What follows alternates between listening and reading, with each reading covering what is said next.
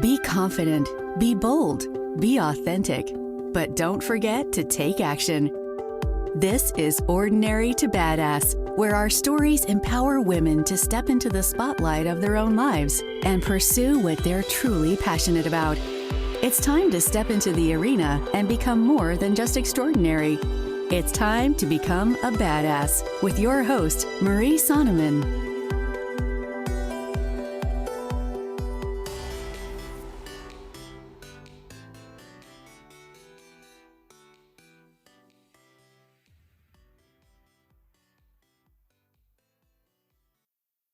Welcome to Ordinary to Badass, episode number 183.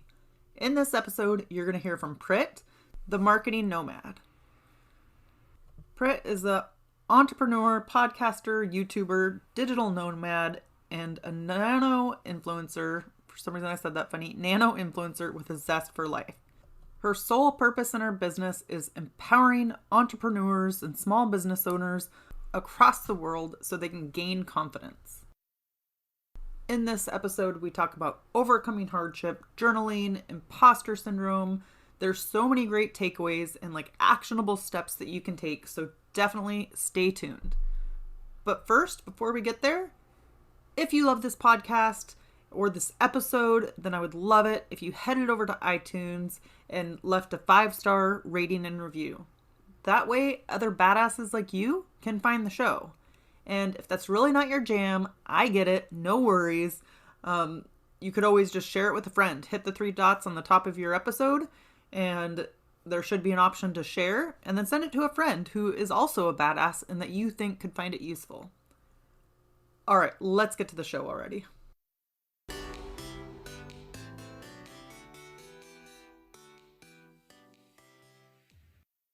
Welcome to Ordinary to Badass.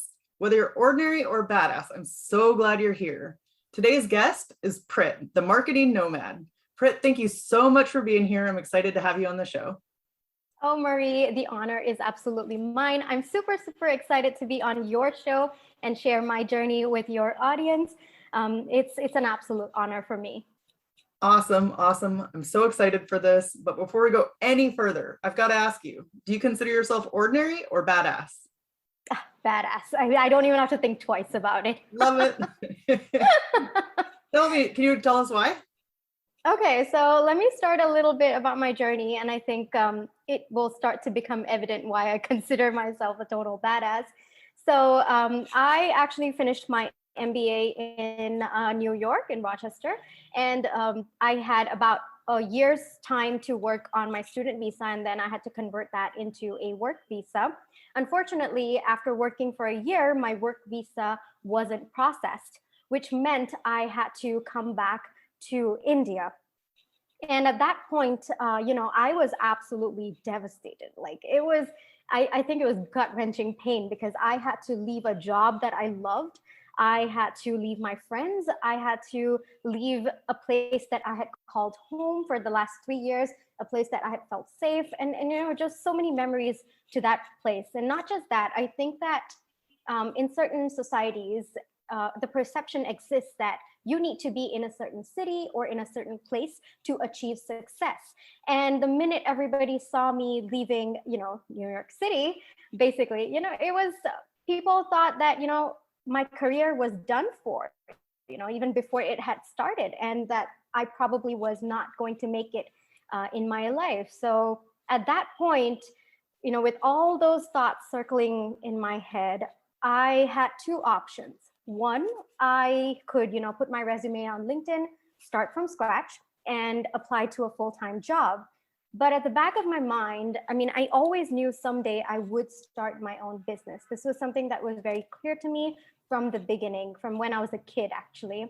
And I thought, well, I'm anyway at level 0, why not I actually just chip all of my savings, put it all in, and then start my own business. Yes, it's 5 years in advance, but, I think I can do it. I think I'm just going to do it. And then it was I had pondered about it for a month. And after 1 month, I think I was just so frustrated with myself for constantly pushing it off. I didn't want to think about it. And then even when I thought about it, I felt my anxiety rising because I didn't think I was ready. I didn't have a plan. I didn't have my ducks in a row. I didn't know where to start. All of those things. I mean, those are limiting beliefs that we will talk about as we go through this podcast episode. But it was just one thought after the other, just nagging at me and just constantly giving me anxiety attacks. And I just, one day, I don't know how I did it. I mean, of course, I do know the process that led to it, but I was like, no, I'm not going to let these thoughts affect me. And I said, I'm going to do it. I'm going to set up my business. And it's been 2 years since I made that decision. It's been a hell of a journey. It's been crazy. I have worked with 60 plus clients all over the world. I have a YouTube channel. I'm a podcaster. I have an Etsy store. I have a marketing consultancy firm. I'm in India at the moment, but my company is in Delaware. There's just so much that I have accomplished in the 2 years that I've, done this entrepreneurial journey.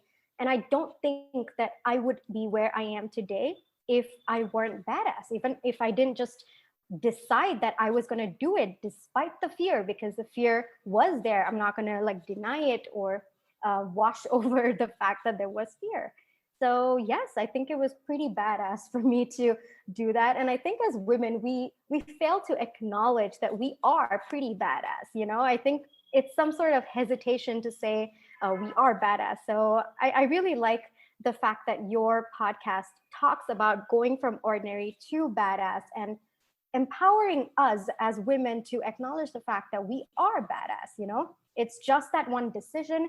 We are just one decision away from being badass. And I absolutely love, what you are doing with your podcast. Oh, thank you. And I think it's so it's so cool when you have this fear and then you push past it and then you see the big results, and I'm sure, yes, it didn't happen overnight. It took time, but then Yeah. Did that help push you in other areas of your life too and face other fears? Absolutely. I think, and I'm sure you're going to agree with me on this, Marie. It's that the entrepreneurial journey is fundamentally about you. It's about getting to know yourself, understanding your strengths, your weaknesses, what you like, what you don't like, what you have to put boundaries for. The amount of self-reflection and self-awareness that I've had in the last 2 years have actually led me to keeping healthier boundaries in my personal life. It has led to much more enriching relationships in my own personal life because, like I said, with this journey, I started becoming more aware of my strengths, of my weaknesses. If there was a weakness that I couldn't overcome in the moment, there were times that I had to work around it. And I think that's a really good tip that I do have for your audience. There might be some weaknesses of yours that you can't overcome in the moment, and that's completely okay, as long as you're working towards overcoming it. But there are going to be ways that you can work around it, and I think that's one of the most beautiful things that I've learned about myself, and it has helped me a lot in my personal life as well. So yes, absolutely. Can you give us an example of something that you've done a workaround on?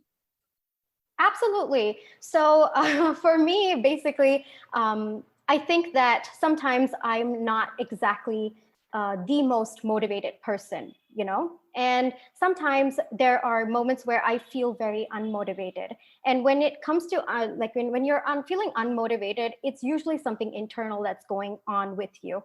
All right.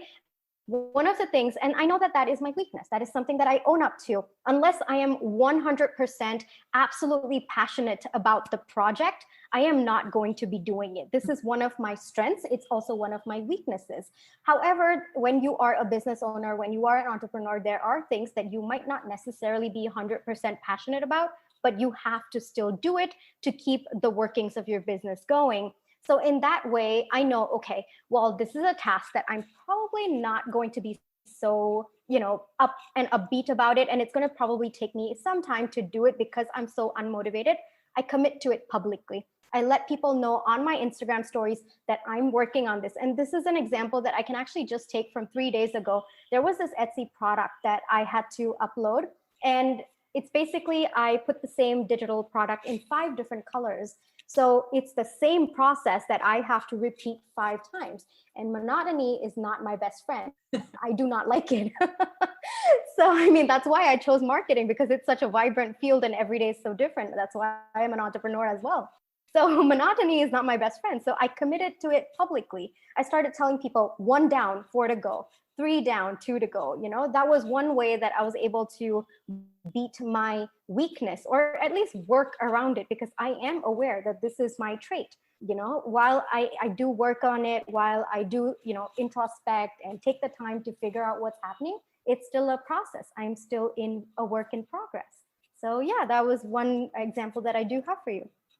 And what I like about that is that also allows other people to kind of see behind the scenes. Exactly. It allows them to see like, okay, you struggle too, you're human, but then also people can cheer you on, which is cool. Absolutely. Absolutely. I think that people, you know, there's this common misconception that, oh, you should be self-motivated all the time and people should not cheer you on. You should not depend on it. But I think it's okay sometimes, you know. Yes, of course, you need to be self-motivated, but it's okay to accept that cheering on and people support around you. I feel that we think we have to do this alone, or we have to be on this journey by ourselves and all of those things. But it's okay to get a little bit of support. It's okay to ask for help. I think that's another huge tip that I personally didn't do for the first year of my entrepreneurship journey. And I struggled with it. Like I really did.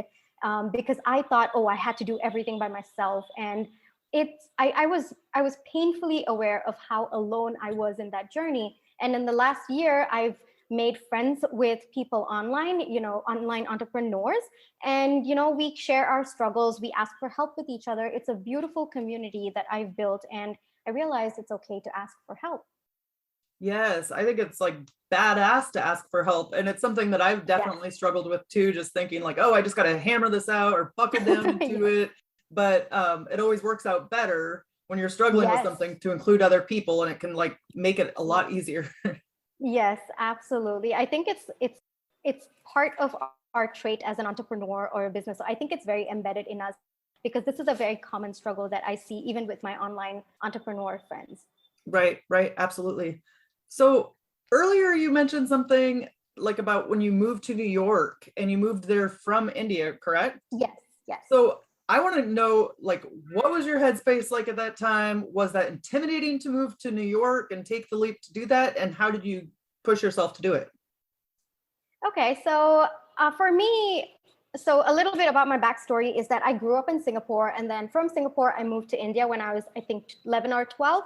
And then from India, I moved after my engineering. So for me, moving countries was not a big deal. Okay, I had already done that once before. I'd already made the adjustments. So for me, I think I was just really excited about the whole concept of moving to a new country, resetting my life in a lot of ways. And then I was doing my MBA program, and I was super excited about what new direction my life would take. But in hindsight, I think that I was actually nervous, but I mistook the nervous energy as excitement. And, you know, when I did that, I think I was able to face it so much more boldly, whether it was talking to new people on the first day of my class. You know, that was pretty intimidating. And I just did it. If you ask any of my friends, they were like, Prit was just completely so friendly the first day, and she was making friends with us, and she was introducing herself. And I was able to do that because, you know, I think that there was a fear whether I would be accepted. I was an Indian. I think, the only Indian at that point, or one of the 2 Indians in a class of 40 people, if I'm not wrong.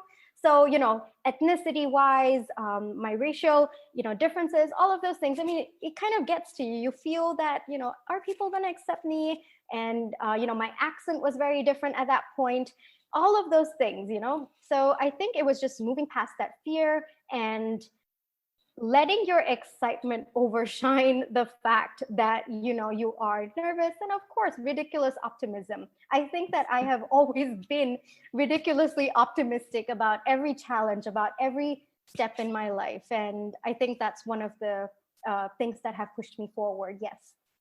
So how do you do that? The optimism part, like so maybe it comes natural, or maybe you learned it from a parent or something, but is there like certain things you say to yourself to pump yourself up, or like cheerlead yourself to go on? There are a lot of things that I do. So it didn't come naturally to me, to be honest with you. I've had a pretty difficult life up until I was 24. There were a lot of things in my personal life that led to a lot of toxicity in my life and all of those things. So it's pretty much that I didn't understand what being happy was until I reached the age of 25, which is actually pretty sad. And I've been knocked down more than once by the age of 29. One was the whole work visa incident, but that wasn't the first time that I'd been knocked down so bad and so publicly as well. So for me, learning how to be optimistic was a challenge, because especially with the work visa thing, I was in a really bad headspace. I had come to a point where I felt nothing good was ever going to happen to me. I was like, why is it that every single time I try to do something or I'm happy, I'm suddenly dragged down? And it was during like the first year of my entrepreneurship journey, truly, if I have to be very honest with you, Marie, is when I learned that I have to be positive. I have to learn how to be positive and learn how to be optimistic, and embrace the fact that life is happening for me and not to me. And there are a number of ways that I went about this. One, because I was getting a lot of anxiety attacks, especially during that time, like that was the time I started getting anxiety attacks. I started meditating. I started meditation. Like I was introduced to meditation in grade 3 because of my school, and I laughed it off. I'm like, my mind has way too many things running in my mind. I'm not going to do it. That's not for me. But when I started meditating, that was transformational for me. There is this YouTube channel called Jason Stevenson. He has guided meditations and also music. Really, really good. Highly recommend to a lot of people. Other than that, I also do like a deep dive, especially when I'm feeling low or not optimistic, because I do have bouts. I am human, right? I do a deep dive on some of the inspirational YouTube channels that of the people I'm inspired, by. Like for example, Robin Sharma, or James Clear, or who else? Sarah Blakely. All of these inspirational stories. I just take it upon me, because if they can do it, then yes, I can too. So that's one more way, going by the people that you are inspired by, just learning about their story, learning about their journey, because especially with Sarah Blakely, you can make out how much she struggled through her initial journey, and just knowing that, especially in the times when you're feeling really negative, can help you say, okay, well, she made through all that, so I can too.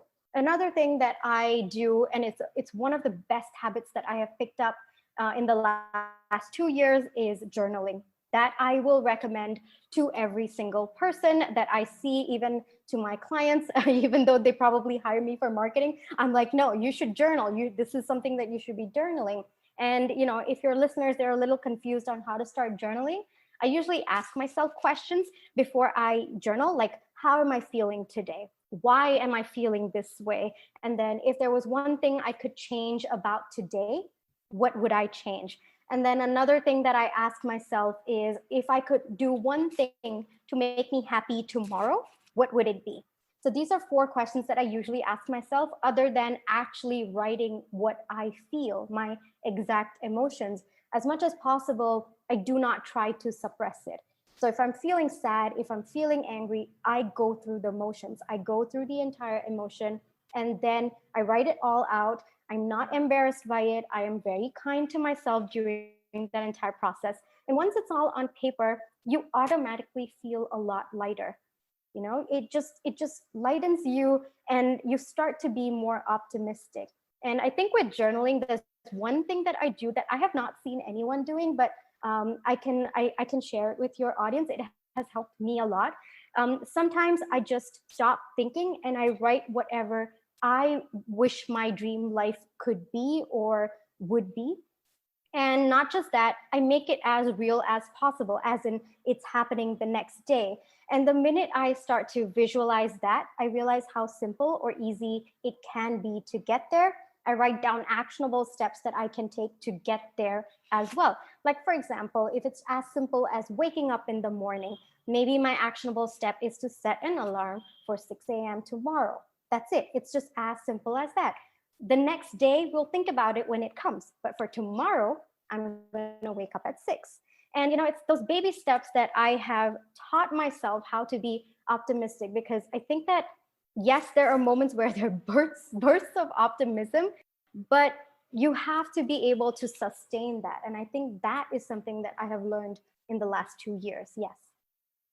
Yeah, you said that you were taught first like the meditation part in third grade, which I think is amazing, at least to like introduce kids to the idea. Because I feel Yes. like, at least in the United States or in Washington State where I'm at, that has never happened to my knowledge, or I don't hear of anybody doing that. So I think it's so cool to set kids up at a young age, even just to introduce them to it, Absolutely. I mean, I knew about it, but it helped me much later in my life. If I had never been introduced to it, I don't think I would have fallen back to it.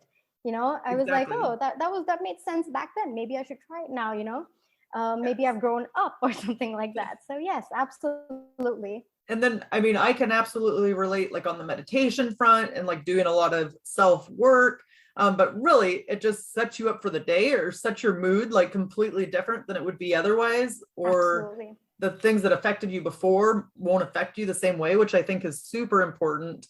Not just for entrepreneurs, but for women in general. Like it can be an absolute game changer. Absolutely. I definitely feel that, Marie. So I know earlier you mentioned that you have struggled with imposter syndrome. Oh, so Can much. you can you one explain what that is, and then also what helped you get over imposter syndrome? So imposter syndrome is when you, in very simple terms, you don't feel good enough. Okay. It's you implementing these self-sabotaging beliefs that restrict you from achieving your full potential. And it is something that will occur at every single step. Okay. When I started, there was a different imposter syndrome. The imposter syndrome that I have today is completely different, but it still exists.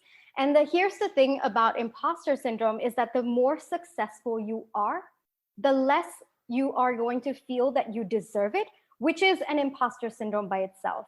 So when you first start, you're probably going to feel, I'm not worthy of this. I don't think I can do it. All of those things. Those are all imposter syndromes at a very small stage.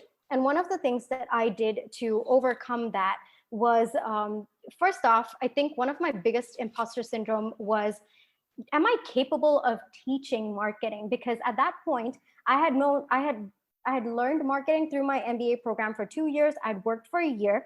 But then there were all these experts out there who had done marketing for like 10 years and, they had years and years of experience. So I was like, maybe I'm not the expert that I think I am. Maybe I can't. But what I didn't realize at that point was, even though they had years of experience, I also had something to bring to the table. And that was an initial hesitation that I did have.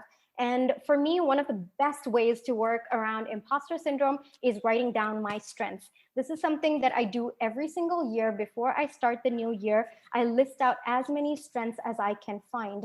And I usually do this in the last week of December. And every time I feel low, or I feel that I'm not an expert, I feel that imposter syndrome is really getting to me, I read it. I take the time and I read through all of my strengths, because that is me reminding myself how badass I am. At the end of the day, that helps. That really helps to know your strengths. A few people think that, it's arrogance to know your strengths. I don't think so. I absolutely don't think so. I think you need to know your strengths. You need to be constantly reminded by yourself. And the imposter syndrome that I have today probably is, am I deserving of this success? Okay. And, if I have, like, I've done over 200 sales on Etsy, and a part of me is like, really 200? I mean, am I worthy of that? Not sure of that. But the thing is, I have put in that effort. I have actually done the work. I did my research. There's SEO, there's marketing strategies that are in place. So yes, I mean, if any other person were to look at it, they would say, yes, totally deserving.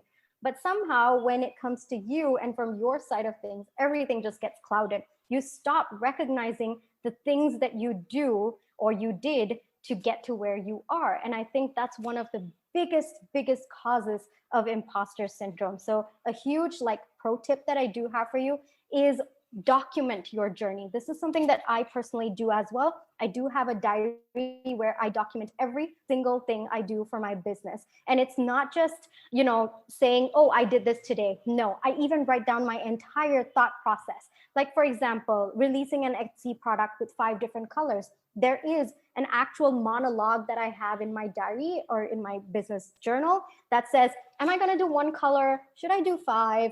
What's the benefit of doing 5? Oh, it's going to take too much time, but people have options. It's reading those conversations that you have with yourself that can actually help you realize that, no, I deserve this. I went through the entire process. I thought this through. I have put my strategies in place, and I am deserving of this success. So keeping a business diary works wonders. It is something that I have done, I think, for the last 2 years, just that I wanted to document my journey, but it ended up helping me in such a drastic and different way. So highly recommend that. Yeah, I can see that helping in so many different ways, because it's like 2 years, like you forget what happened necessarily day 1 or day 2, but then you can go back and look and then be like, oh, and that can kind of make you feel badass or get a little swag, just like, oh, I overcame that, Absolutely. And like I said, like one of my weaknesses is I forget. Okay. So, I absolutely forget. There's like a million things running in my head at any given point in time. So, having these conversations that I had with myself written down on paper, locked up somewhere, I can always go back and analyze, okay, why did I make that decision? Because sometime in the future, I'm going to forget why I made that decision and maybe accidentally reverse it. So all of those things can lead to bigger repercussions, and it can hit you financially as well. So I think that having a business diary, just in general, taking down your thoughts towards your business, really a game changer. Yes. Oh, to be audience, listen to the things Prit is saying. She has such awesome, like actionable tips, things that you can implement. Even if you're not an entrepreneur and you work at a day job, right? You're still probably making plans and doing things that are setting you up for success. And if you wonder, why did I make that decision? Why did I do it that way? Then you can still have a journal. It doesn't just apply to entrepreneurs. So I think that's so cool. Absolutely. When I was working, I had a work diary. So every single decision that I was making at work, whether it was my marketing manager at the time making it for me, I would write down her thoughts as well. So, absolutely, you're right, Marie. You don't have to be an entrepreneur. It could be your work diary as well. As long as you are making decisions, as long as there is a process involved over there, write it down, it really helps. It does. So I know that you are the digital nomad. How did that name come about? And then what does being a digital nomad allow you to do? Oh, okay. So amazing. I love the question. So first off, when I decided that I would take the leap and become an entrepreneur, the first question that I asked myself was, what am I hoping to achieve with this? Why am I going to be choosing this over a 9-to-5 job? That question was super, super important for me, because it was like I was going to put in all my savings into this. Like I had to be triple sure, if not double. So I was like, okay, the reason why I want to become an entrepreneur is, of course, first to help as many businesses across the world as possible. I didn't want to restrict myself to one industry or one company at the time. And then my second goal was that I wanted to travel. I just wanted that freedom to travel the world. And when I started, I was like, okay, so I want to be a nomad, and I am absolutely passionate about marketing. So I was like, nomad, marketing nomad, the marketing nomad. I think that's the name. And then I checked on Instagram, and that handle was available. Basically, it all boils down to that, I guess. The handle was available, bought the domain, and that's how the name stuck. It's been 2 years. And of course, with, the pandemic and everything, that has put a stop to the traveling aspect of my life. But I'm sitting in India today, and I've got clients all over the world. I've worked with clients from, I think, 7 different countries. I have a podcast that I have listeners from over 147 cities across the world. I mean, that is pretty global to me. And that is something that I have achieved just by sitting at home with a laptop, and of course, a lot of work that goes on into it. But, it has given me that freedom. It has absolutely changed the way I view life. And I really want to like take this opportunity to say that if you've got a dream that, you really want to achieve, and one of the best ways to go about it is to do it on your own. It's all about taking that leap of faith. I think that people think being badass, like going from ordinary to badass, is a process, but it's really not. It's just one step that makes all the difference, that really changes your life. And I took that one step, and I have been taking steps in that badass bubble since then. And it's been amazing. It's really been amazing. So you talked a little bit about like, okay, I'm at home and I have my computer. It can be hard to be healthy. And I know every job has their own things, but how do you keep healthy habits as an entrepreneur? Oh, absolutely. So one is, especially in the beginning, I definitely struggled with this because I was working at home, and I started to see that my work and life kind of merged in together. I was working like 16 hours a day. I was burned out within 6 months. Like there was a point where I couldn't even look at my laptop without just saying, no, I'm done. And that was when I realized I drastically needed to shift my habits and ensure that I was giving myself that time for my personal life as well as working, kind of keeping a balance. So one of the things that I personally do is I have a routine for the morning. I have a routine for the evening as well. So in my morning routine is usually about 10 minutes of meditation before I get to work. And I journal before I get to work. Like I get all my emotions, all my thoughts, everything on paper. And then I start my work, because I've noticed that when I don't do journaling and I get to work, there's usually some thought that's nagging me about my personal life. And I'm just like, oh, can you move away, please? I really need to focus. So just getting it all on paper really helps. So having a morning routine helps. And then in the evening, I have, my 1 hour of exercise that is absolutely compulsory. Like I can't skip it. Whether or not I work that day, I have to do my exercise. And the thing is that, especially when you are an entrepreneur or a business owner, if you do not have the right energy levels, your business isn't going to survive. So you need to be fit, you need to be healthy, and you need to be like not just physically fit, you also need to be mentally fit. There's a lot that goes on, especially when it comes to exercising my mental health. It's a lot, guys. And like I have to tell you that there is a lot. Like every single day there's at least one disappointment, or there is at least one challenge that I'm trying to overcome, or there's one solution that I'm trying to sustain. That's a lot in terms of the energy that is drained. So having routines really help. And then there is something that I do, and it's really silly, but I recommend it to everyone, is that I actually put self-care time on my work calendar. And it's something that is non-negotiable. And for me, I love doing my nails. I do like really cute designs. I put sneakers on them. I put ladybugs or penguins or whatever it is. I really get excited about those things. And I actually put that time on my work calendar so that I do not skimp on it. And this has been wonderful. For you, it could be something else. You could find fascination with gardening. You could love making jewelry, whatever it is. Make sure that it is on your work calendar, because if it is on your personal calendar, you're going to forget about it. You're probably never going to get to it. And every Tuesday, it's like my time that is dedicated to me. And of course, in the night, journaling, reading a book, something not related to my business helps a lot, because it helps me turn my mind off. Then practicing meditation even throughout the day. Every time I feel like I'm not being in the present moment and my thoughts are racing to the future, anxiety kicking in, all of those things, it just really helps. So these are a few things that I do have. Yes, there's so much power in that, just like stepping away from the work you're doing and just getting a break or refreshing your mind. I think that's so helpful, because there can be this culture of just like power through it, just work through. Oh, absolutely. But yeah, it's a very toxic thought process. Yes, you can get like into it, because I think that we tend to feel guilty when we're not working, but sometimes not working is also helping your business.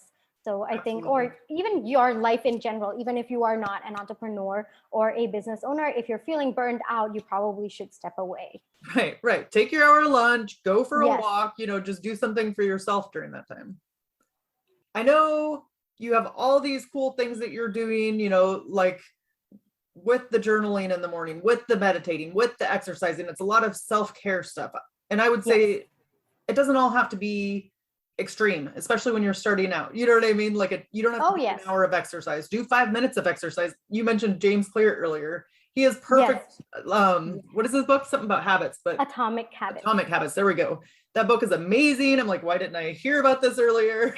Yes, absolutely. Absolutely. I mean, I started with like 10 minutes of exercise, to be honest with you. I did, this is after 2 years of deciding that I should prioritize exercising, that it has come to an hour today, but I started with just 10 minutes. I couldn't do more than that. I was probably huffing and puffing and probably giving up within the first 5 minutes at some point in the beginning. So yeah. Right. So it's like start from wherever you are and go from Yes. there. So I know we're winding down here. One thing I wanted to ask is if you have any sort of like resource, like a book or a podcast that you listen to, something that the OTB audience could check out. Something that I listen to personally? Yeah, like either a book okay. or a podcast or just something that you like listening to or reading.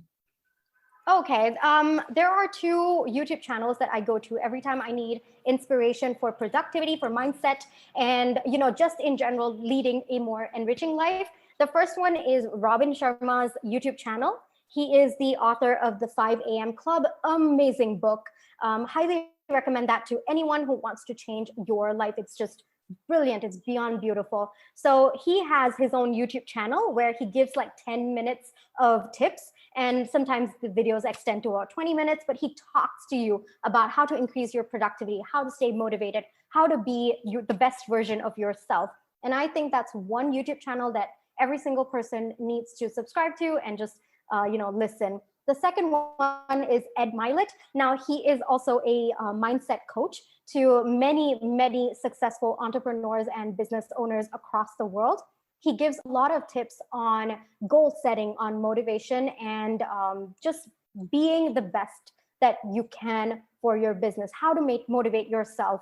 And he's a very powerful speaker, and he's probably a little bit like Robin Sharma is more, he's a little diplomatic, and he's nice, and he's got a very good demeanor and all of that. And Ed Mylett's like telling you to your face, you got to get your shit together, so it's very, very contrasting personalities and behaviors. So depending on what you need at that moment, I feel these two. Like sometimes I definitely need someone yelling at me and saying, you got to do this, Prit.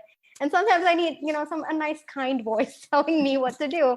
So these are 2 amazing YouTube channels that I highly recommend each one of you do subscribe to. It's something that I personally subscribe to as well. Yeah. Awesome. Thank you for that. And I'll throw that in the show notes so other people can check it out. Yes. So let's end with a tip to encourage women who are in the arena fighting for the life that they want.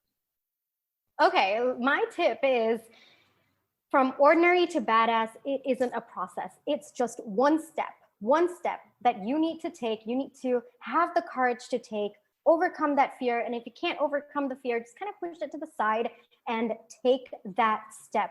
It's all it takes is one step. And the minute you start thinking it's one step instead of a process, I think it becomes that much more easier for you to say, oh, it's just one step. I can do it. It's self-motivating, and it really helps you. So I think that's one huge tip that I can tell you, because if I look back, my journey from going from ordinary to badass, it was just that one decision, and that one decision that I continuously kept on taking again and again. But at the end of the day, it was one step, one decision. Yes, so powerful. I love that. So how can we connect with you? Thank you. Okay, so you guys can catch me on my Instagram page. I'm the Marketing Nomad every single place. On Instagram, I do a lot of funny content. I'm like dancing Bollywood. I'm doing Bollywood dancing. I'm showing my quirky side. On YouTube, I usually talk about topics like this, like limiting beliefs, how to embrace your authenticity, how to find your passion, all of those fun conversations about leading a more enriching life. On my podcast, The Marketing Nomad Show, I usually give marketing and business and mindset tips to business owners, entrepreneurs, and solopreneurs. And of course, you can find me on Etsy as well. I sell digital products to business owners and entrepreneurs. Website also themarketingnomad.co. Yep. Thank you so much, Prit. You've been a total badass, Thank and I've you. enjoyed hearing your story. Thank you. It feels so nice to hear from you that I'm a total badass. Thank you so much. You are. And with that, we'll end our show. To all the badass Bye, guys. staying in the arena, wherever you are, whatever you're doing, own it and get after it.